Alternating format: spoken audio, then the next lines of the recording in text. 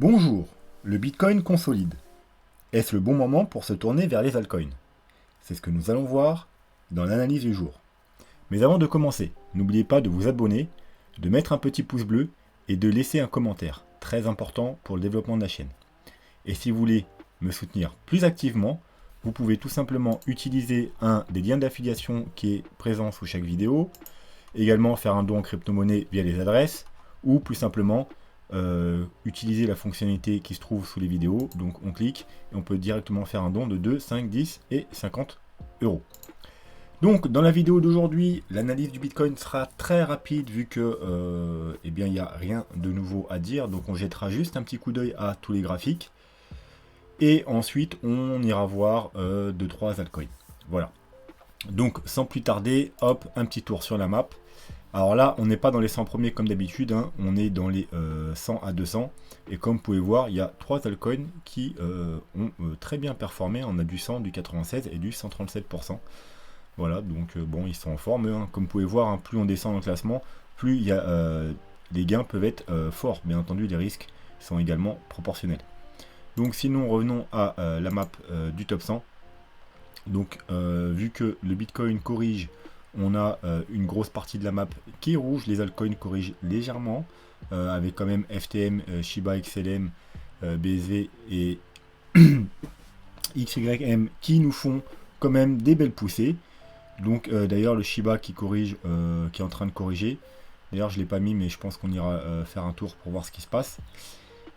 Donc voilà, rien d'inquiétant pour le moment, mais justement c'est peut-être le bon moment pour aller jeter un œil à quelques altcoins, voir s'il y a des bonnes opportunités.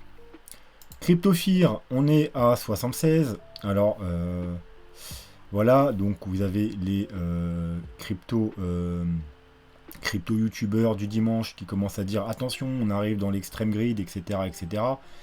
Encore une fois, ils ne sont pas capables d'aller jeter un œil au graphique, à l'historique, et comprendre que si, comme ils le disent, on est dans une nouvelle tendance haussière et qu'on va aller rejoindre les 100 ou 200K, on veut un CryptoFear qui repasse au-dessus des 80. Désolé. Donc on est sur le bon chemin. Donc tout est bon. Je vous rappelle que on arrive sur la grosse zone de résistance entre les 70 et les 80. Et si on n'est pas seulement dans un rebond pour aller faire des plus bas, alors effectivement dans ce scénario-là, si on était dans le scénario baissier, là il faudra être très prudent. C'est justement la zone où il faudrait prendre des profits et sortir du marché. Mais si vous êtes dans le scénario haussier et que vous pensez qu'aillez, là c'est parti, on va aller to the moon, eh bien vous voulez qu'on casse cette zone. Vous voyez ici, quand on est reparti chercher les 53 000 $ sur le Bitcoin il y a quelques semaines, on n'a jamais réussi à, on a fait un range, mais on n'a jamais réussi à casser les 80. Également, toute cette période-là, qui correspond sur le Bitcoin à toute cette phase de distribution, eh bien on n'a pas réussi non plus à repasser au-dessus des 80. Les seuls moments où on était au-dessus des 80, c'était cette grosse hausse et cette grosse hausse. On était entre les 80 et les 95. Donc, on en conclut que 70-80, c'est une consolidation et que probablement, si on reste dedans trop longtemps, eh bien après, on aura une chute, comme ici et ensuite ici également. Toute cette période, on a aussi oscillé entre 70 et 80, mais finalement, on n'a jamais réussi à passer 80 et on a rechuté. Donc, si on ne veut pas refaire pareil, mais avoir une belle jambe haussière comme précédemment, on veut réussir à finalement casser ce niveau de 80, niveau qu'on n'a pas réussi à repasser depuis le mois de février. Voilà. Et seulement quand on aura passé les 80, on sera assuré d'avoir une nouvelle belle jambe haussière et aller to the moon. Voilà. Donc n'écoutez pas les gens qui vous disent attention, on est dans l'extrême fear, faut être très prudent. Non, c'est pas vrai. Si on est en tendance baissière, effectivement, là, faut être très prudent, c'est peut-être le moment de sortir. Sauf que les analystes qui vous disent ça, ils sont super bullish, ils vous parlent de 100, 200K, voire plus, et ils vous disent de faire attention. Donc c'est pas du tout concordant. Voilà, si ils sont bullish, ils doivent savoir que, au contraire, c'est bon signe. En bull run 76, c'est que dalle. On veut passer au-dessus des 80. Voilà, c'est quand on est dans une tendance baissière, effectivement, là c'est les zones où il faut faire attention.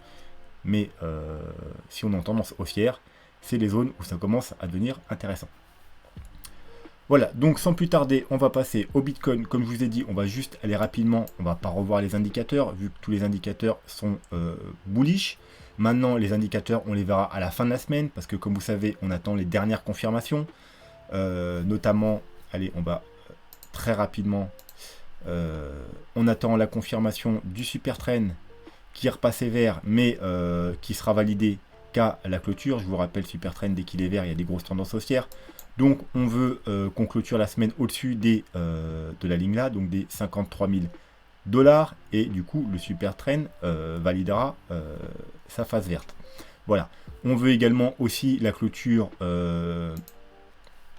regarde la clôture au niveau d'Ishimoku, et on veut clôturer la semaine, bon bah non seulement au-dessus de la Kijun, mais également si possible au-dessus du cours du prix. Bon bah sinon on attendra, hein. C'est pas catastrophique, mais si à la fin de la semaine on arrive à clôturer au-dessus également pour la Greenspan, qui est la dernière confirmation selon Ishimoku, parce que là on est au-dessus du nuage, au-dessus de la Tengan, au-dessus de la Kijun, la dernière confirmation pour avoir une belle tendance haussière, c'est la Greenspan qui repasse au-dessus du cours du prix comme à chaque grosse tendance haussière.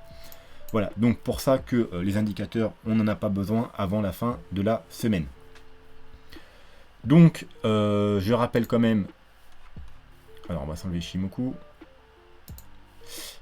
qu'il faut quand même être prudent dans cette zone parce qu'on est dans la zone de rechargement de short. C'est la zone à casser si vous voulez aller faire des nouveaux plus hauts. Donc le haut de la zone est aux alentours des 57 000 $. La trendline qu'on a cassée hier où il fallait faire des achats, bien entendu, on peut la surveiller. On pourrait faire un pullback dessus autour des 50 000 $. Ce serait un bon niveau d'achat. Maintenant, est-ce qu'on va y retourner? Ça m'étonnerait. Est-ce que le marché va vous donner une telle opportunité?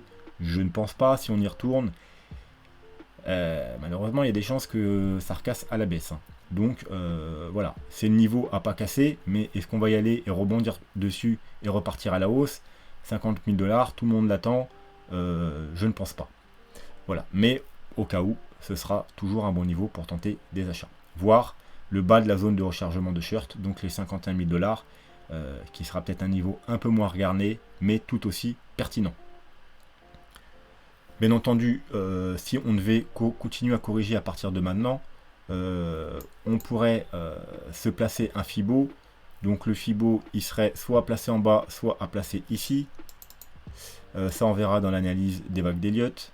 Mais si vous placez un gros Fibo, vous voyez qu'on n'a pas grand-chose. Et parce que tous les Fibos intéressants, ils sont en dessous de la trendline. Donc ça ne nous intéresse pas au final. Donc en se passant plutôt à partir d'ici, voilà, là c'est déjà plus intéressant. On a les 0,38,2, les 0,5 qui sont aux alentours du bas du range, on va dire, enfin de la Magic Box. Et le Fibo 0,61,8 qui est quasiment au niveau de notre gros support. Donc encore une fois, ça m'étonnerait qu'on vienne jusqu'ici, qu'on touche le support plus les 0,61,8, niveau d'achat beaucoup trop voyant, et qu'ensuite on reparte tout cassé à la hausse. Ça m'étonnerait fortement. Donc plutôt regarder le Fibo 0,5 qui est quasiment, qui correspond quasiment au bas de la box, voire le 0,38,2 aux 52 000 $. Bref, on va passer au graphique suivant. Donc c'est le graphique avec le canal. Donc tout ce qu'il peut nous dire, c'est que pour l'instant, vous le savez, quand on casse une des lignes de ce canal, donc on a un canal et la médiane, et bien en général, on va rejoindre la ligne opposée. C'est pour ça qu'ici, on s'attendait à aller rechercher ici. Ici, au rejet, à aller chercher ici. Ici, qu'on a rebondi, qu'on a commencé à ressortir, on s'attendait à aller rechercher la médiane. Maintenant qu'on a cassé la médiane, on s'attend à aller rechercher le haut du canal. Donc il faudra être très prudent sur le haut du canal. Donc environ les 60 000 $. En plus, c'est un chiffre psychologique.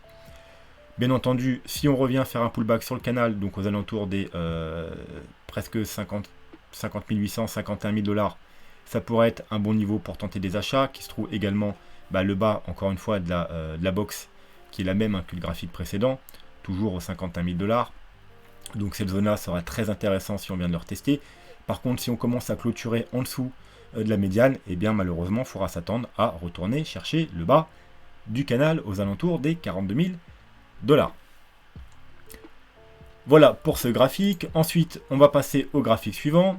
Donc, Pour ceux qui ne savent pas pourquoi on est en train de stagner, de attendre ou d'être bloqué, de corriger légèrement, c'est tout simplement parce qu'on a atteint une zone très importante. Comme vous pouvez voir sur le graphique, on a également une sorte de canal long terme avec une médiane qui n'est pas vraiment une médiane parce qu'elle est tracée à la main par mes soins avec des points pertinents. Mais comme vous pouvez voir, elle est très pertinente. Ici, ici, ici, ici, support, support, résistance, résistance, résistance, résistance dernièrement au 53 000. Et du coup, là, on la reteste. Vous pouvez voir, on est parti puis de la retester, on s'en fait rejeter. Donc, c'est tout à fait normal qu'on ait un moment d'hésitation ou de petite correction. Maintenant, si on la passe, tout simplement, l'objectif, ce sera le haut du canal, comme les 2 fois précédentes, qui marquent les 2 derniers tops du bull marché. Bien entendu, ça c'est un objectif très très bullish. Voilà, pour moi, c'est les objectifs maximum qu'on peut attendre de ce bull market, qui se situe aux alentours, hop, je vais vous le montrer un peu, de 250, en gros 250 000 à 300 000 $ environ. Voilà, qui correspond également à des targets Fibonacci. Sinon, bien entendu, sur le chemin, on fera attention à la trendline qu'on a ici, constituée des 2 derniers sommets, donc des 65 000 et des 20 000 $ et des 65 000. Donc, tout dépend combien de temps on va mettre à y aller, mais il se situe aux alentours des 80 000 $. Donc, autour des 80 000 $, on risque d'avoir également, si on y va bien sûr, un rejet. Pourquoi pas pour aller faire un pullback sur cette trendline qui sera au niveau des 65 000 $ avant de recasser à la hausse. Et pourquoi pas aller chercher les objectifs plus hauts. Donc, comme je vous ai dit là, ces objectifs sont les objectifs les plus bullish. Si maintenant on veut des objectifs plus réalistes, on enlève le graphique et on met tout simplement la courbe logarithmique qui nous donne des objectifs plus réalistes. Donc vous voyez que en plus sur cette courbe logarithmique, on a également un haut, un bas et des lignes, encore comme hier, je vais vous enlever les lignes là parce qu'on ne fait pas une étude complète, donc elle ne nous intéresse pas aujourd'hui. On va garder les choses simples. On va s'intéresser juste au haut, au bas ou la médiane. Vous voyez que également la médiane très pertinente, également comme la médiane de mon canal tracé à la main. Voilà, et donc on est également sur la médiane, d'où le rejet, et d'où la petite pause. Et si on arrive à casser cette médiane, et bien comme dans les bull runs précédents, il faut s'attendre à aller rejoindre le haut du canal. Et on l'a vu à chaque fois, les précédents bull runs, on a mis 2 mois, 1 mois et 3 mois pour rejoindre le haut du canal. Donc si on arrive, à chaque fois on a eu un petit fake out avant, vous voyez, donc comme ici, un petit fake out, corrige, et si on casse, on clôture en weekly au-dessus de cette médiane, il y a fort à parier qu'en 1 à 3 mois, on ait rejoindre le haut du canal. Donc là du coup on a des objectifs un peu plus réalistes, parce que c'est une courbe logarithmique, donc là les objectifs se situent entre les 130 et les 150 000 $, voilà. Donc voilà pourquoi aujourd'hui on fait une pause à ces niveaux. Bien entendu, voilà, à la fin de la semaine, si on arrive à clôturer au-dessus et valider même avec une bougie après, eh bien, ce sera un bon niveau pour vous dire, je rajoute un petit peu de billes parce qu'on va sûrement aller rechercher en 1 à 3 mois le haut du canal, donc faire un x2 ou un x3 sur le Bitcoin. Donc vous imaginez bien que sur les altcoins, on va peut-être faire des x5, des x10, des x20, des x100. Voilà, ce sera tout pour ce graphique. On va passer au graphique suivant. Donc là, rappelez-vous, on avait une trendline qu'on a depuis très longtemps. Donc point bas, point bas, point bas. Ici, on l'a travaillé, on l'a finalement cassé. Et ensuite, elle a joué résistance pendant un paquet de temps, jusqu'aux 53 000 $. C'est pour ça que toute cette période, nous, on était prudents. Surtout qu'on faisait des divergences. Et au final, on a été rejeté et on a eu la correction. Voilà, donc d'une, il faudra être très prudent quand on va l'atteindre à nouveau. Donc maintenant, elle se situe aux alentours. Et alors, tout dépend combien de temps on va mettre à y aller, mais aux alentours des 60 000 $ encore une fois. 60 000 $, niveau qu'on a vu également dans le graphique. Hop, celui-là. Donc vous voyez, donc il y aura une double résistance horizontale, plus résistance de la trendline. Et c'est pas une petite trendline, c'est une trendline qu'on a depuis le mois de mars 2020. Donc qui dure 1 an et demi quand même. Donc très pertinente. Vous voyez là à quel point elle a fait résistance. Donc aux alentours des 60 000 $, qui en même temps, comme je vous dis tout à l'heure, un chiffre psychologique, il faudra vraiment être très prudent. Maintenant, je vais vous donner une autre trendline, ma trendline secrète que je ne vous ai pas encore donnée. Celle qui m'a permis de confirmer mes analyses, comme quoi que ici et ici, on était bien sur des bottoms. Alors celle-là ne vous donnera pas un point précis, mais elle vous donnera des zones. Donc regardez celle-là, ce qu'on va faire. On va l'effacer. On va passer comme ça. On va se la mettre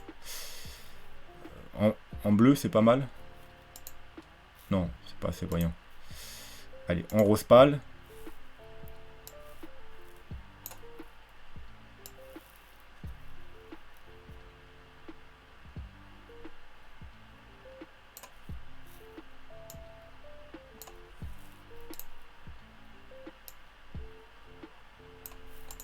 Et voilà, la petite trendline magique. Support, support, support. Ici, hop, support. Donc, voilà pourquoi ici, moi, j'étais pas en panique. Parce que si vous passez en weekly, vous pouvez voir que c'est encore mieux. On n'a même pas clôturé en dessous. Mais elle est plus à voir en 3 jours ou en daily. Et dernièrement, la dernière correction, on est parfaitement revenu la chercher. Donc voilà pourquoi c'était un magnifique point d'achat. Donc cette trendline, vous la prenez, vous passez en linéaire, hein, c'est en droite linéaire, vous la mettez de côté, et si jamais dans un avenir proche, on a, alors peut-être pas tout de suite, mais peut-être dans les jours, semaines, mois à venir, on a un pullback sur cette trendline, eh bien vous saurez que c'est un excellent niveau d'achat. Par contre, si on devait être amené à casser cette trendline, eh bien vous pourrez peut-être prendre vos jambes à vos coups et prendre des gros profits et voilà, sortir vos billes parce qu'il y a de fortes chances qu'on ait une grosse tendance baissière le jour où on cassera cette trendline. Ça pourra déjà être peut-être votre dernier avertissement pour sortir du bull run. Je sais pas, la trendline elle va monter, elle va continuer à monter, monter, monter.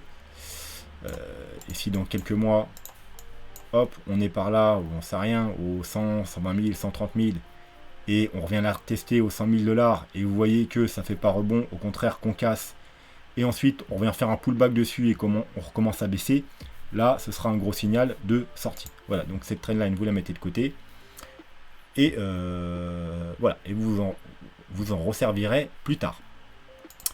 Pour finir, le plan Elliott Wave, donc pour finir sur le Bitcoin bien entendu. Donc je vous rappelle toujours, théoriquement, si on est bullish, on est dans une 1, 2, 3, 4, 5, donc bleu, comme précédemment. Vous voyez, là on a fait 1, 2, 3, 4, 5, là 1, 2, 3, 4, 5, et là du coup 1, 2, 3, 4, 5. Et qui devrait nous mener, alors les objectifs, comme on a dit, plus raisonnables, c'est entre les 130 000 et les 180 000, avec des grosses targets aux alentours des 130 000 $, et les targets également un peu plus folles, entre 250 000 et 290 000 $. Alors bien entendu, je ne les ai pas placés au hasard, hein. Je les ai placés grâce aux extensions Fibonacci, hein, ces targets. Hein. Mais elles correspondent parfaitement à mon canal et à ma courbe. Donc c'est pour ça que je trouve que c'est des objectifs très pertinents, parce que ça concorde. Donc ensuite, on va s'intéresser aux sous-vagues pour voir où on en est un peu dans le game. Donc, on est théoriquement, après une vague 1 et la correction de 2, on est dans une vague 3. Donc la vague 3 doit être décomposée en 5 sous-vagues. Les 5 sous-vagues, je les ai mis en rose. Donc vous voyez, on va zoomer un peu. On a fait une vague 1, une vague 2, la vague 3, 4 et 5. Donc là, je recherche le haut de ma vague 3 rose. La vague 3 rose qui elle-même se décompose en 5 sous-vagues. Donc 1, 2. Et là, je suis pas sur mon décompte parce que faut que je descende dans les tout petits time frames et j'avais pas trop le temps. Mais pour l'instant, alors vous voyez, il faut que je descende déjà en minimum en 1 heure. Voilà, pour l'instant, j'ai fait une 1, une 2, une 3 parce qu'on a l'air d'avoir fait un sommet ici. Une 4 et là, théoriquement, on est dans une 5. Donc théoriquement, soit on a déjà trouvé le haut de la vague rose. Et du coup, on est déjà dans la vague 4. Mais je ne pense pas. Merde, du coup, j'ai perdu le niveau. Ouais, je crois que c'était 57 000. Je pense qu'on est dans une dernière sous-vague. Je pense que, alors je vais vous le dessiner vraiment à l'arrache, hein, mais on a fait quelque chose comme une 1, 2, 3. Et là, qu'on est dans la sous-4 seulement. Et qu'on doit faire une 5. On va se mettre en jaune du coup. Voilà, on est dans quelque chose comme ça. Et là, on va faire une 5 pour aller rechercher le haut de la 4 rose vers les 57 000. 57 000, pourquoi? parce que non seulement c'est une target par rapport au Fibonacci, mais c'est également, je vous le rappelle, le haut de la zone de rechargement de short. Donc je pense qu'il y aura une réaction ici. Voilà, je pense qu'il y aura une réaction et qu'on ira, si on y va, je pense qu'il y aura une correction à partir d'ici. Et c'est pour ça que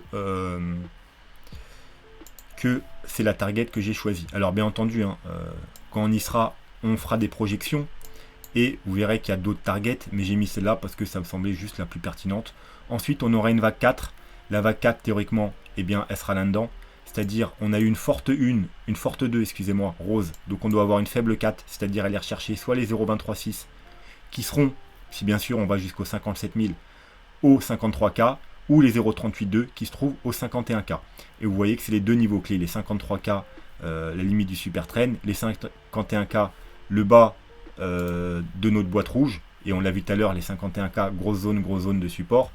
Donc voilà, si vraiment on va rechercher les 57 000, eh bien c'est dans cette zone qu'il faudra faire vos achats pour profiter de la dernière vague rose qui conclura.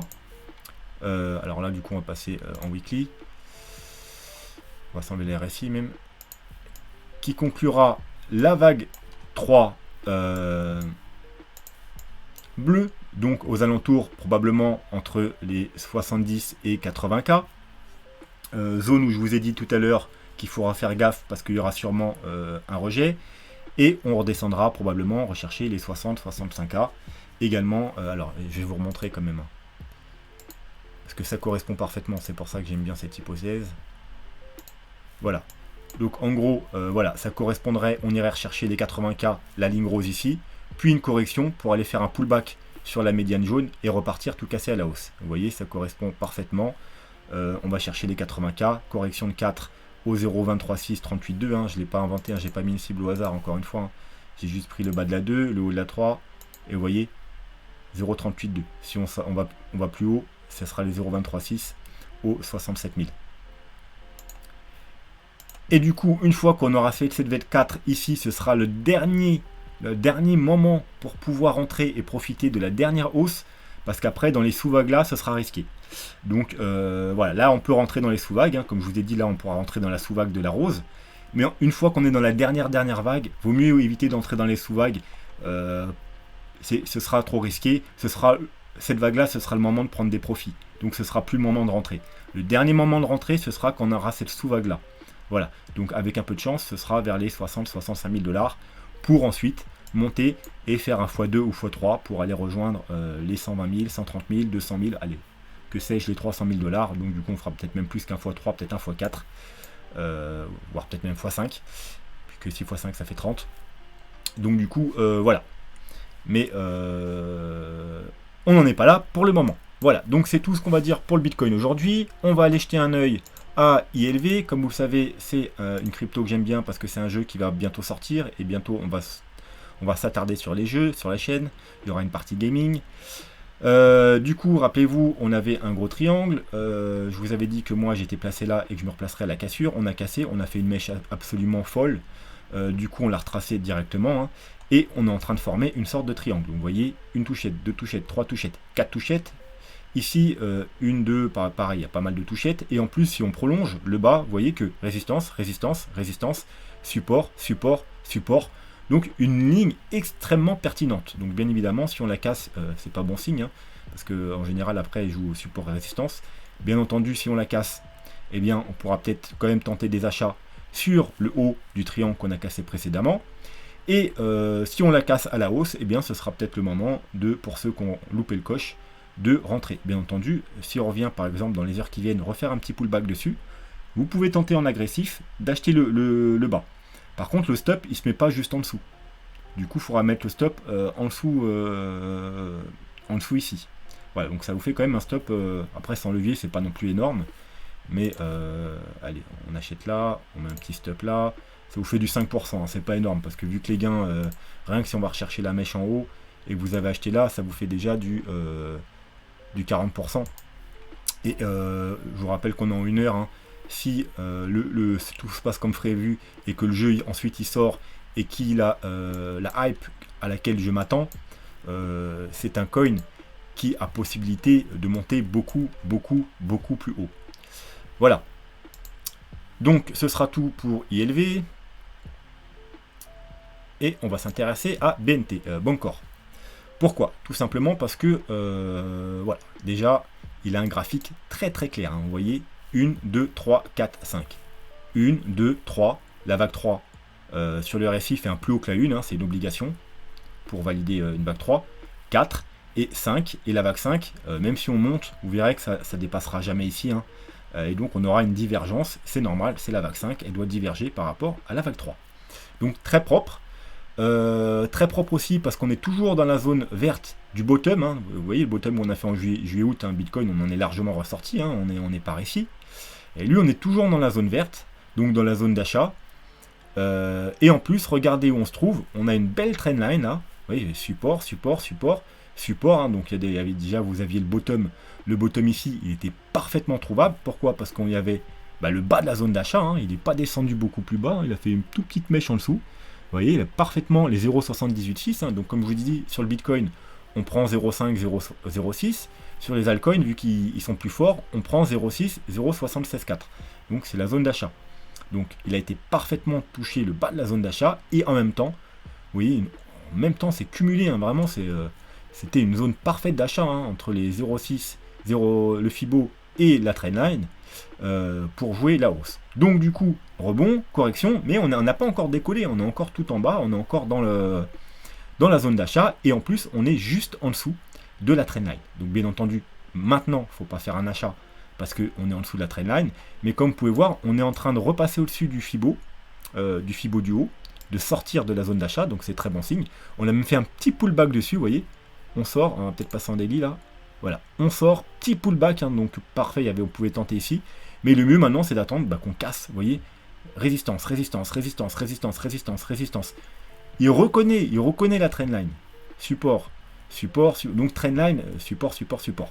Vraiment une trendline très pertinente, donc si on arrive à clôturer au-dessus, eh bien je pense que Aye, il va décoller. On sera sorti des 0,618 de la trendline. Alors bien entendu, tu peux toujours faire un fake out, hein, mais bon, ça, on n'est jamais à l'abri d'un fake out. Mais globalement, si on a des clôtures daily au-dessus, ce sera un bon moyen de vous placer sur le Bancor. Et les objectifs, ils ne sont pas non plus astronomiques, vu qu'il est dans les 100 premiers. Vous voyez, il est 103e Bancor sur CoinMarketCap. Mais les objectifs les plus raisonnables, et là c'est vraiment des objectifs très raisonnables, hein. Je pense que les coins comme ça, quand ils vont péter, ils vont pas aller chercher leurs objectifs raisonnables. Je pense qu'ils vont aller chercher beaucoup plus haut. Le Bitcoin ira chercher sûrement ses objectifs raisonnables. Certains altcoins, ils vont les péter, mais d'une force, vous ne pouvez pas imaginer. Donc les objectifs raisonnables, c'est entre 13 $, et 23 $, et vu qu'on est à 4 $, ça nous donne déjà du 250 à 500%. Mais ça, comme je vous dis, c'est les objectifs raisonnables. Bien entendu, s'il devait être déraisonnable, on ferait sûrement du 1000 voire 2000%. Voilà, ce sera tout pour Bancor. Et pour finir, un petit coin, alors là c'est beaucoup plus risqué, hein.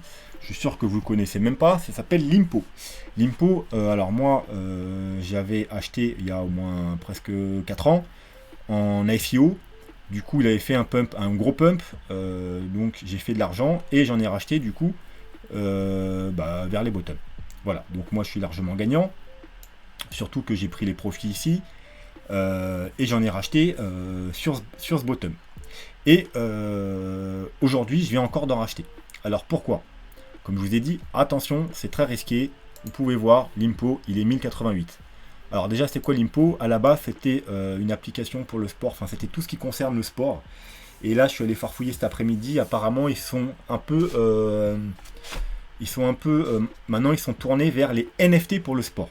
Donc, est-ce que, vu que c'est la hype des NFT, ça pourrait entraîner un gros pump? Peut-être. En tout cas, comme vous pouvez voir, c'est un des seuls altcoins qui a fait un plus bas par rapport au plus bas du mois de juillet. Vous voyez, mois de juillet et juin, quand on a trouvé le bottom, eh bien lui, il nous a fait un plus bas au mois de septembre. Donc, on est encore dans des zones extrêmement intéressantes. Hein. Vous voyez, vague 1, vague 2, vague 3, il est aux alentours des 61,8.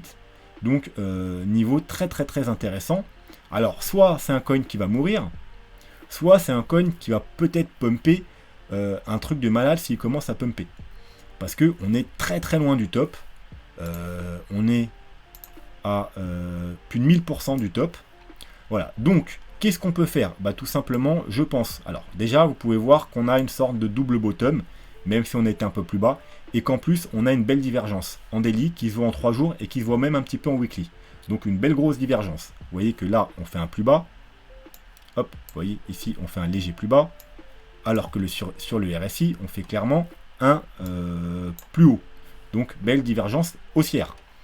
Maintenant, se placer maintenant, il est vrai que c'est risqué, vous pouvez bien évidemment tenter et mettre un stop un peu en dessous ici, mais je dirais que vous voyez au-dessus on a les 0,5, donc Fibo important. En plus, vous voyez que c'est une zone horizontale où à chaque fois on travaille, support, support, résistance, support, support également ici.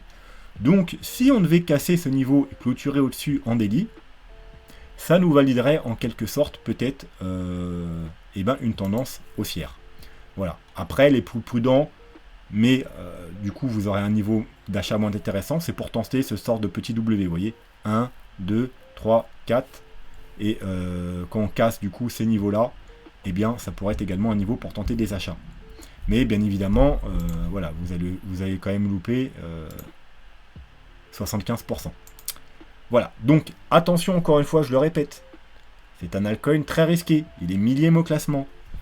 J'ai pas été gratter vraiment le fondamental. Je sais que voilà, ils sont tournés depuis quelques temps vers les NFT. Les NFT, il y a beaucoup de hype. C'est des NFT du sport. En plus, je sais que ça plaît pas mal. Donc voilà, le projet, il tournait plus ou moins en rond, même s'ils l'ont jamais abandonné hein, depuis 4 ans qu'ils l'ont créé. Il y a toujours eu des news, je reçois toujours des news par rapport... donc ils s'en occupent. Mais bon, il a jamais vraiment, on n'en entend pas trop parler. Hein. Je pense que les 80%, 90% d'entre vous, vous ne connaissez pas l'IMPO. Donc voilà, est-ce qu'avec les NFT, ça va lui redonner une seconde jeunesse et qui va pump? Tout ce que je peux vous dire, c'est que si celui-là est pump, rien que pour aller rechercher les sommets du mois de mars, hein, il y a plus de 1000%, et pour aller rechercher les objectifs raisonnables, je parle des objectifs raisonnables encore une fois, c'est 1600 à 3000%. Et ça, encore une fois, c'est les objectifs les plus raisonnables. On va dire c'est les minimums s'il devait faire une vague 5. Voilà. Si bien entendu, il devait être déraisonnable, voilà, ça va être du 5000, du 10 000%. Donc, voilà, des fois, ça vaut le coup de prendre un petit risque, de mettre un petit billet sur un altcoin comme ça. Parce que si vous faites 10 000%, même si vous avez mis 50 balles, eh bien, ce sera extrêmement rentable. Bien entendu, après, si vous mettez 500 ou 1000 balles, bon, bah là... c'est le jackpot, mais comme je vous dis, attention, tout dépend de votre portefeuille. Sur les altcoins comme ça, on ne met pas plus d'un, voire grand maximum 2% de son portefeuille. Et encore 2%, c'est beaucoup. Hein. Donc c'est plutôt 1% de son portefeuille au maximum. Voilà, pour tenter un gros coup. Voilà, bon, bah du coup, ce sera tout pour aujourd'hui. J'espère que vous avez apprécié la vidéo. N'oubliez pas de vous abonner pour si ce n'est pas encore fait. Il y a beaucoup trop de gens qui regardent les vidéos et qui s'en vont comme des ninjas là sans s'être abonnés. Pareil, un petit pouce bleu, un commentaire, hein, peu importe le commentaire. Merci pour la vidéo. Tes vidéos sont trop longues, mais ça je le sais, mais c'est normal parce que ici il y a du contenu, ici on forme, ici on informe, ici on fait de l'argent, donc c'est normal, ça prend du temps. Donc voilà, un petit commentaire, vous pouvez laisser, il y en a, ils laissent un commentaire, voilà, c'est leur commentaire, c'est un commentaire. Voilà, juste un merci, juste un salut. Tant qu'il y a un commentaire, l'algorithme il aime bien. Grâce à ça, je peux être montré à un peu plus de gens parce que je vous rappelle, j'ai même pas 5000 abonnés. Moi, il n'y a personne qui me voit. Hein. Quand les gens ils arrivent, ils vont tomber sur des crypto matrix, des crypto futurs, sur le trône, Captain Trading, Crypto Fanta, etc. Parce qu'ils ont 10, 15, 20, 30, 50, 100 000 abonnés. Moi, j'apparais pas. Donc, si vous mettez pas de commentaires et pas de pouce bleu, les gens ils vont pas tomber sur ma chaîne. La chaîne va pas se développer et au bout d'un moment, bah, du coup, je vais pas gagner d'argent et je vais devoir passer à autre chose. Voilà, donc important, abonnez-vous, un pouce bleu et un commentaire. Sur ce, je vous souhaite une très bonne soirée. N'oubliez pas de mettre vos altcoins, parce que en ce moment, vous oubliez en commentaire que vous voulez que j'analyse. Vous voyez là, on m'a rien demandé, du coup, j'ai pris les altcoins que j'ai choisi moi-même. Bon, des fois, c'est pas plus mal, parce que si c'est pour me demander Shiba, alors d'ailleurs, on va aller voir Shiba, excusez-moi, je vous avais dit qu'on irait voir Shiba. Il est où mon pote Shiba?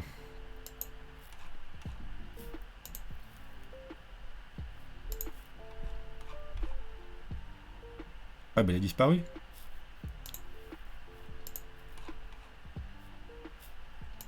Bon bah on ira peut-être pas voir Shiba du coup s'il a disparu. Ah il est là, mon pote Shiba. Voilà, si c'est pour me demander des Shiba sur un top, c'est pas la peine. Parce que je sais qu'en ce moment, il y a beaucoup de youtubeurs qui ah Shiba, Shiba, Shiba. Non les mecs, c'est ici qu'il fallait en parler. Quand nous on en a parlé. Maintenant c'est trop tard. Maintenant c'est on prend des profits. Comme je vous ai dit, moi hier, j'ai pris des profits ici, vers les exactement 0,0 et quelques 23. D'ailleurs, vous voyez, on est même en dessous maintenant. Ensuite, je vous avais dit que moi, mes gros profits, je les prendrais ici. Parce que la trendline, la mèche, on la compte pas. Moi, je prends en compte les bougies. Donc, voilà, vous voyez, on a atteint ma zone de profit. Donc, j'ai pris encore des gros profits aujourd'hui. Vous voyez, on a dépassé un tout petit peu. On est parti à 0,35. Moi, là, c'est 0,34. Moi, exactement, je les ai pris à 0,33. Voilà. Et du coup, il me reste que 25% de Shiba. Voilà, parce que c'était la zone que je savais que... Voilà, c'est pour ça qu'il y en a il y a 2-3 jours, quand on était là, ils me disaient « Mais pourquoi tu prends pas 10-20% de profit ?» Parce que c'est pas ma stratégie. Ma stratégie, moi, c'était ici. Voilà. Bien entendu, j'ai pris un petit TP de sécurité vers ici, parce que il le fallait. Mais mes gros profits, je les ai pris ici, parce que ça a toujours été la target. Moi, quand je vous ai pris ici, je vous ai dit, ma target, c'est ici, c'est là où je prendrai les gros profits. Et ensuite, si ça doit péter to the moon, il me restera 20 ou 30% pour aller to the moon. Mais là déjà, moi j'ai acheté ici, c'est quand même du 400% en quoi, en une semaine, 2 semaines. Donc voilà, c'est tout bénef. C'est déjà énorme. 400% en 2 semaines, voilà quoi. On fait pas ça non plus tout le temps. Donc voilà, donc c'est pas plus mal des fois que je vous donne mes altcoins, parce qu'en général, quand vous me demandez des altcoins, c'est des altcoins qui ont déjà explosé et c'est pas intéressant. Mais quoi qu'il en soit, n'hésitez pas, demandez-moi quand même vos altcoins en commentaire. Et si je vois qu'ils sont intéressants, je les analyserai pour vous. Et s'ils sont pas intéressants, on y passera 30 secondes et je vous dirai ils sont pas intéressants, faut passer à autre chose. Voilà, sur ce, je vous souhaite une très bonne soirée, je vous dis à demain. Tchuss.